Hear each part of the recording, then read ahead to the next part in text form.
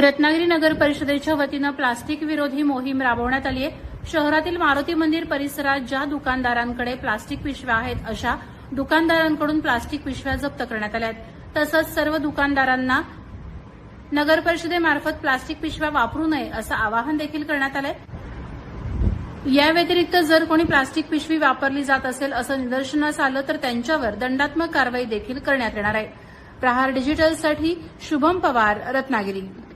आपण जर बघितलं तर आमचे सफाई कामगार कायमच शहर स्वच्छतेसाठी जात असतात। आमचे सर्व नगरसेवकही चांगल्या पद्धतीने आपला वॉर्ड स्वच्छ राहावा यासाठी ही सर्व कामं करून घेतात। परंतु विषय काय होतो की प्लॅस्टिकचा अतिरिक्त जो वापर झालेला आहे त्यामुळे आपलं पर्यावरण जे आहे ते धोक्यात आलेलं आहे आणि या दृष्टीने जर आपण पर्यावरण चांगल्या पद्धतीने राखायचं असेल तर सगळ्यात पहिलं प्लॅस्टिक मुक्त आपण रत्नागिरी जर केली तर नक्कीच आपल्याला पुढे चांगला फायदा होणार आहे। या दृष्टीने आम्ही प्लॅस्टिक बंदी सर्वत्र चालू केलेली आहे आणि लोकांनी प्लॅस्टिकचा वापर न करता पर्यावरणपूरक पिशव्या जर वापरल्या तर नक्कीच त्याचा आपल्याला उपयोग होणार आहे।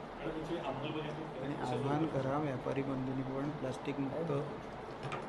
आम्ही आता सगळ्यांना आवाहन केलेलं आहे की आपली रत्नागिरी जर स्वच्छ सुंदर ठेवायची असेल तर जशी नगरपालिकेची जबाबदारी आहे तशी प्रत्येक नागरिकाची ही जबाबदारी आहे। जसं आपण आपलं घर स्वच्छ ठेवतो, घरामधलं प्लॅस्टिक आपण काढून बाहेर टाकतो आणि त्याचा परिणाम म्हणजे पूर्ण कचरा रत्नागिरीभर पसरतो, ते पूर्ण प्लॅस्टिक समुद्रापर्यंत जाऊन पसरतंय। तर यासाठी आपली प्रत्येकाची जबाबदारी आहे की प्लॅस्टिकचा वापर न करता आपण कागदी पिशव्या, पर्यावरणपूरक पिशव्या यांचा वापर केला पाहिजे।